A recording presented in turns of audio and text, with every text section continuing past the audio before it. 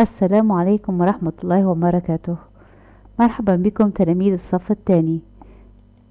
اليوم نتابع درسنا الدرس الخامس من دروس رياضيات، وهو درس جدول الضرب.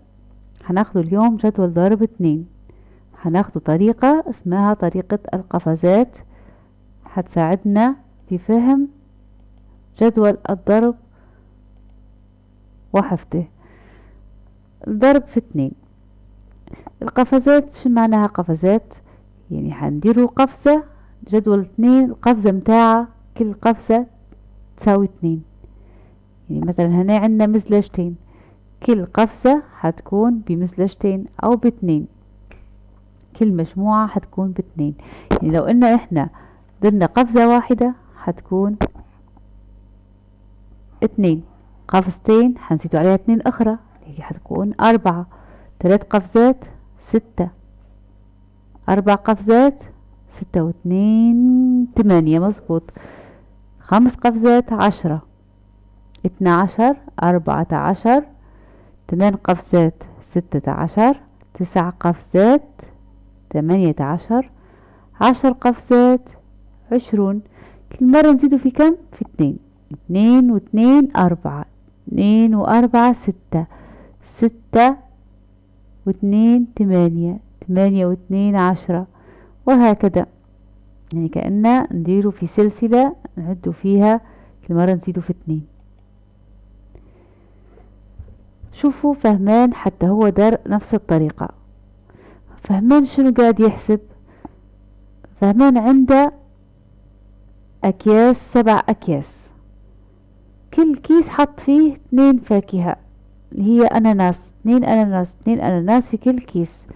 بعدين قاعد يفكر، قال أنا كم عندي أناناس؟ كم عندي أناناسة؟ كيف يبي يعرف؟ ما يبيش يقمز يفتح كل كيس، وعارف انه هو عنده 7 اكياس، وعارف انه هو حط كل كيس فيه 2. يعني شنو الفكرة؟ ان 2 هذه تكررت 7 مرات، 2 و2 و2 و2 لان 7 مرات. بهي كم عندنا اناناسة من غير ما نحسبوهن بالوحدة؟ 1 2 3 4.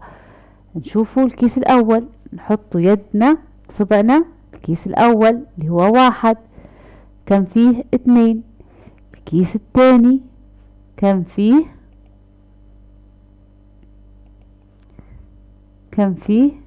4، هتزيدوا عليهن 2 أخرى. الثالث حيكون فيه 6، الرابع حيكون فيه 8، الكيس الخامس حيكون فيه 10، السادس 12، السابع والأخير هن 7 أكياس، 12 زائد 2 14. إذن عنده كم أناناسة؟ 14 أناناسة.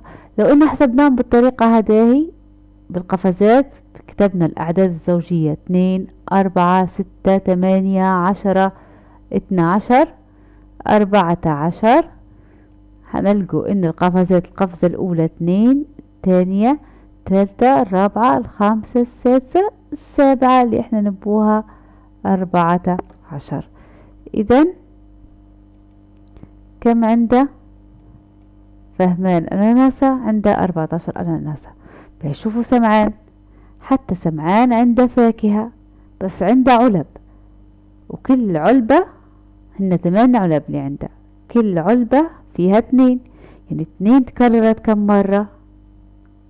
كم مجموعة 2 هذه كم مجموعة فيها 2؟ 8 مجموعات.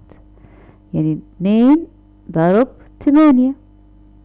2 ضرب 8 كم؟ قلنا احنا 2 بعدها 4 قفزات، بعدها 6، بعدها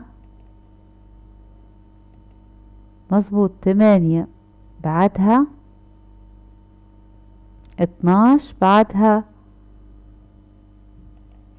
14 اللي هن 7 قفزات. بقت القفزة الثامنة قفزة رقم 8، حيكون عندنا كم بعد 14؟ شنو في 16. يعني حيكون عندنا 16 16 تمرة فاكهة اللي موجودات في الصندوق كلهم، اللي هي 8 ضرب 2 هتساوي 16.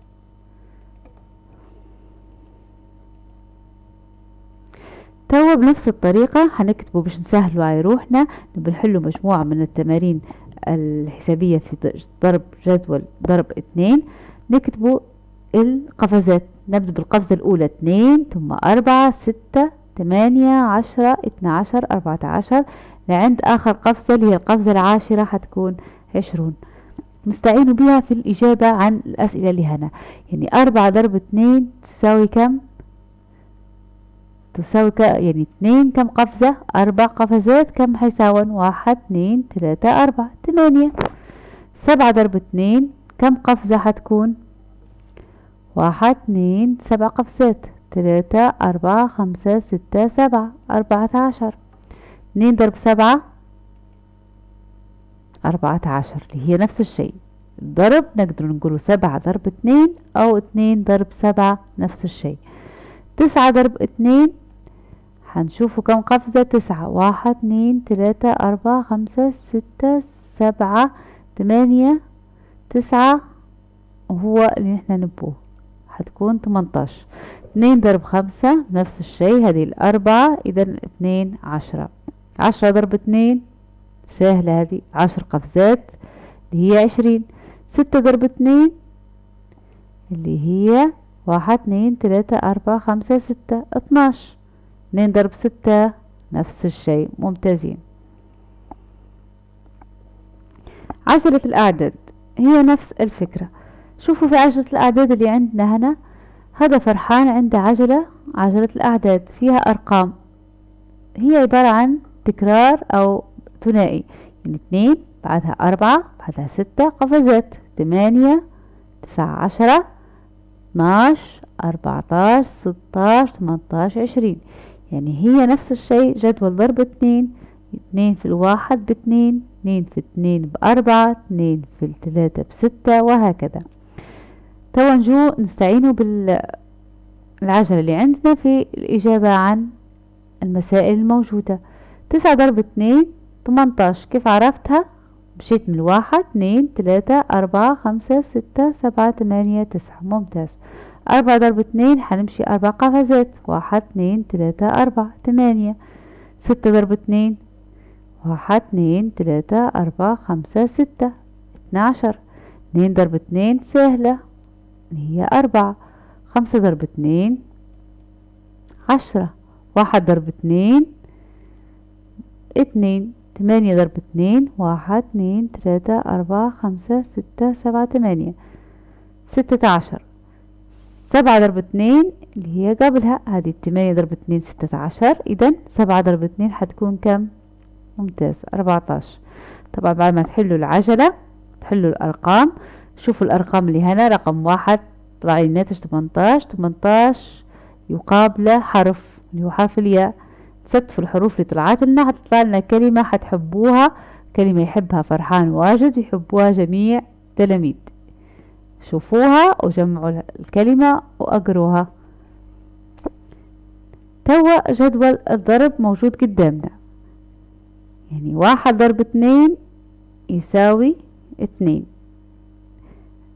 يعني قفزة واحدة 2. 2 ضرب 2 يساوي 4. ممتاز. 3 ضرب 2 6. 4 ضرب 2 5 ضرب 2 يساوي 10. 6 ضرب 2 يساوي كم؟ ممتاز.